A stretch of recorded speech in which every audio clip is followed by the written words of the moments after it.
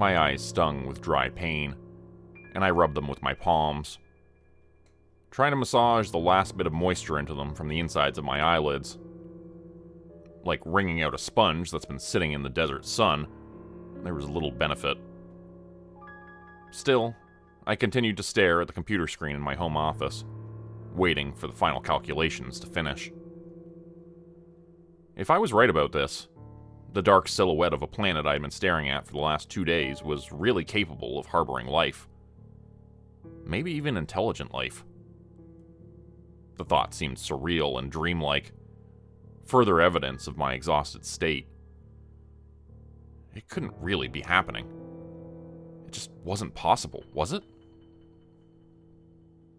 A second later, the status bar showed complete, and the calculations were finally done. I began to read through the results, showing temperature variations and percentages of various compounds. Reading down from the top, my heart began to hammer faster and faster in my chest. Nitrogen, 78%. Oxygen, 20.9%. Argon, 0.9%. Carbon dioxide, 0.03%. Additional gases, see further breakdown below, 0.17%. Median temperature, 58.43 degrees Fahrenheit. It was impossible. The composition of the atmosphere, the temperature, the size of the planet and its proximity to its star, which just so happened to be a G-type yellow dwarf main sequence star, all of these features, they were identical to Earth. Which meant I just discovered the one planet every astronomer had dreamed of finding. The unicorn. The Goldilocks. The twin to our one-of-a-kind blue speck in the middle of an impossibly vast ocean that is space. If there was one place among the stars that could harbor intelligent life, this was it. I sent an email to my superiors telling them what I discovered, but it bounced back saying undeliverable. After several more attempts, I tried calling, but the line was always busy, no matter who I dialed. Frustrated and exhausted, I decided to wait until morning. The cell service in this area of Hawaii was notoriously terrible, so I'd try from a landline the next day. I hadn't slept in 48 hours, and it was all catching up with me at once, as my eyelids grew heavy and I wandered into the bedroom, collapsing onto the mattress. I fell asleep a second after my head hit the pillow, and I drifted into a deep sleep filled with mysterious dreams of lost stars and hidden planets. I awoke to the sight of a bright bluish-white light. It glared at me from the end of my bed, an opening like a giant mouth. A silhouette emerged from the light, and then another. Just like the planet I'd been watching through the telescope for so long, the figures blocked out a portion of that light, but only momentarily. And then there were hands roughly grabbing me and yanking me up from the warmth of my bed, pulling me across the floor with my feet dragging abrasively along the rough carpeting. "Hey, what are you doing? Where are you taking me?" I shouted, thrashing as I came back to alert wakefulness. They said nothing, only gripping me tighter as we drew closer to the blue, swirling vortex of glowing light. We went into the portal and I felt extremely warm, then extremely cold, but only for a brief moment until we came out the other side. 2 robed figures stood before me, and I saw that we were on a rooftop overlooking a vast city. The buildings were towering, their features angular and sharp. Their highly reflective surfaces were tinged pink and blue, and I suddenly realized why they looked so bizarre. We're there, aren't we? On the planet I just discovered. The figure standing before me didn't say anything. They only stared blankly at me. As I observed the foreign planet in wonderment, I saw that the aliens who lived there were far more advanced than humans on Earth. This looked like a city from Star Wars. Floating spacecraft docked and took off from ports built into massive skyscrapers. These gargantuan towers extended thousands of feet into the air, disappearing into the clouds above. Floating spacecraft of all sizes and shapes were traveling through the city, alighting on these docks like bees pollinating flowers. "How did you know I found you?" I asked.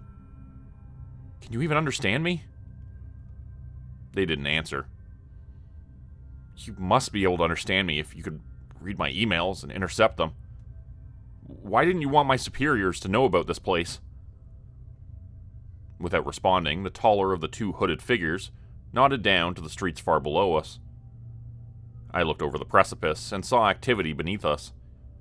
A city full of life and aliens going about their day-to-day business. I couldn't make out much in detail through the haze of smog, but it looked dim and dreary down below. There was a noise and a flash of light, and we were suddenly standing there at street level. The aliens had advanced technology that allowed us to teleport through space in an instant, and they deployed it readily, it seemed. No walking around for these creatures. No elevators or stairs, either. Vehicles which hovered above the ground at various levels packed the open air above the street. I looked up and saw that, despite the added third dimension being employed to ease congestion, that traffic jams were still occurring. Each level of flying cars was honking, and there were creatures leaning out the windows of their vehicles, barking in an alien tongue, and gesturing with tentacles covered in fish-hooked claws on one side. Street vendors were selling paper plates filled with foul-smelling meat to customers who had lined up to purchase lunch. A dozen or more were standing near us, and I was careful to stay close to the hooded figures who were acting as my guides. The creatures of this planet were tall, wide, and gelatinous. They had probeses instead of mouths and tentacles instead of arms and legs, which they used to propel themselves. Similar to how octopuses move in a myriad of different ways, some of them walked on their back tentacles, almost like bipedal humans, while others slithered and moved snake-like across the pavement. They also changed colors, I noticed, depending on the background behind them. Surprisingly, none of them seemed to notice as the three of us stood watching them silently from a shaded spot near a building. The hooded figure standing next to me raised an extremity which was shrouded in robes. I looked where they were pointing and saw something very odd. A man was coming out of the sewer grate in the middle of the street. Hovering cars were honking at him and splashing him with mud as they sped past. He seemed not to notice. His face was calm and passive, and there was a collar around his neck covered in blinking lights. "What the hell?" I muttered, watching him go about his duties. He was bringing buckets of brown, slimy muck up from the sewers. His face and clothing were smeared in it, and I could smell the disgusting stench from where we stood, at least 30 yards away. "Why is there a person here?" I asked the hooded figures. "There can't be a person here. We're further away from Earth than any spacecraft is capable of traveling. Assuming we are where I think we are." Then, a moment later, we teleported again. We were no longer on street level, but instead we were far below ground in a dark mine. The sound of pickaxes, chisels, and hammers could be heard over the cacophony of voices, and minecarts which traveled across nearby rails. The voices were human, I realized, and we drew closer to see a group of men working at the walls with crude tools. Each one had the same collar covered in blinking lights, snugly secured around their necks. They were the same collars as the one I had seen the man wearing up on street level. Their faces were calm and passive, none of them looking angry or upset. Instead, they wore no expression at all. As they loaded up minecarts full of rock material, I saw that once they were full, they would send them off down the tracks. More carts would come to take their place, and they would fill those up, sending them off down the track as well, in a never-ending monotony of movements. The men and women worked tirelessly, and none of them seemed to stop for an instant to rest. I looked at my guides, beginning to grow angry. "What is this place? What are you doing to these people?" The hooded figures looked at each other and nodded, then turned back to me and revealed their faces. My guides were human, but they looked different. Battle-scarred and branded with strange numeric tattoos and barcodes which covered their skin. The one on the left was a man, the one on the right a woman. Both had shaved heads and brown eyes. We needed to show you what will happen if you contact your superiors about this planet. If we didn't, then this timeline would become prime. Trust me, you don't want that. I looked back and forth between their unreadable faces, then again at the hordes of human servants being forced by giant aliens into servitude. I was terrified, but the scientist in me needed to know what all this meant. And I'll admit, looking back, my pride was badly wounded just thinking about denouncing my findings. They were huge. I'd discovered another planet, one capable of supporting life in the most optimal conditions imaginable. Not only that, but there actually was life on this planet. What are you saying? I can't tell anyone about my findings or else this will happen? Now, let me guess. This is a simulation or a hallucination or something like that, right? This isn't even real. This is very real. This is the future if you choose to continue on the path you have chosen. Despite what you may think, this will come to pass within your lifetime, if you do not follow what we tell you. I thought about this for a minute. I can't keep this discovery to myself. I just can't. I live by a code as a scientist, and I cannot break that code. I can't just keep something like this a secret. But don't worry, we won't try to contact this other planet. We'll just observe it, okay? I'll be sure of that. The man turned to look at the woman. You were right. He's too stupid to save. No matter what we do, he'll tell them what he found. She sighed. I regret to say you're right, Zandak. We'll have to leave him here. She snapped her fingers, and I noticed that a slight hissing sound which had been surrounding me without my notice was suddenly gone. Like when the power goes out, you realize how quiet it is without the fridge running. The aliens and all the humans nearby turned to look at me, and I realized they could see me now. He is trying to escape, one of the men nearby said, blandly and with no emotion. His collar blinked yellow, then green, making a pleasant chiming noise. His eyes rolled back in his head as if he had just received a boost of dopamine to his brain.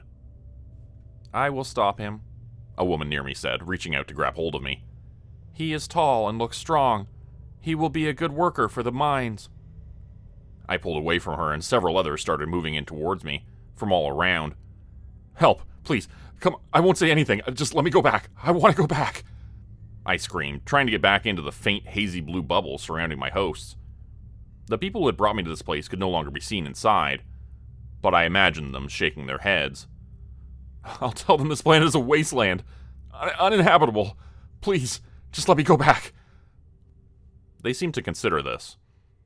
After a few long moments, just as the dirty hands of mining prisoners all around me were about to grab hold of me, they pulled me back into the protective bubble of invisibility. Once I was back inside, they looked at me sternly, and the woman began to speak. We are from the future, even past this one. When humans stand up against their captive overlords and begin to fight back. Unfortunately, we are outnumbered and outgunned. However, we have managed to gain one advantage. A mission to capture several pieces of enemy technology allowed us this one opportunity. This one chance to go back in time and fix things. Now that you've seen it firsthand, you must understand why you cannot share your findings about this planet with anyone. For as long as you live. You must keep this place a secret, the man said gravely. I will. Look, I can see now that this is real, and that you're trying to protect us from contacting these creatures for a reason, I said, too terrified to argue with them. We all talked about this possibility amongst each other in the break room, in the lab, around the computers while we looked at images of planets we discovered. The question was on all of our minds. What if we find intelligent life, but it turns out they're much more advanced? What if they're a super predator and they don't want to share this universe with anyone else? That is exactly why you must keep this a secret. I repeat, you cannot tell anyone about your discovery. If you do, this is what will become of the human race. We will live in chains for 100 years, and perhaps much longer. He snapped his fingers, and I found myself back in bed, in my home once again. It was morning, and birds were chirping outside my window. The possibility occurred to me that it all could have been a nightmare. It felt so real, I thought to myself. But it wasn't a dream. I was sure of that after seeing the bruises on my arms from where the future humans had roughly grabbed me. But still, my discovery was too big to ignore. I couldn't just let it go to waste. I went over to my desk again and looked at the unsent email from the night before, which I tried to send to my boss.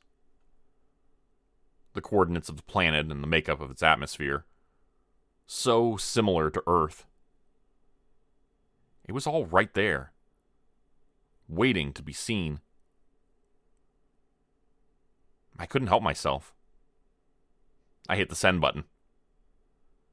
I know some of you will be upset with me, but you don't understand. This discovery is going to be huge. It's going to change the world. It's going to change everything. Become a channel member today for early access, bonus videos, and special emojis only available to members. Check out the description below or click the join button for more info. If you'd like another way to help support the channel, please consider joining my Patreon page at patreon.com/JordanGroupeHorror. As a patron, you'll get access to bonus videos and content. You'll be credited at the end of every video going forward. And if you decide to stay for 3 months, I'll name a character after you which will be featured in a Hollow's End story. Just like these fine folks. Many have already been featured in a story taking place in the strange and supernatural town of Hollow's End. If you haven't watched it yet, check out the Hollow's End playlist on my channel. I'm really proud of it, and I think it's some of the best stuff I've written so far. My favorite part has been coming up with characters for members and using their suggestions as a jumping off point. Links to join the Patreon are in the description. Thanks everyone for listening. Please like, subscribe, and comment to help the channel continue to grow. And see you again next time at 4 p.m. Eastern Standard Time. Hope you have a great night.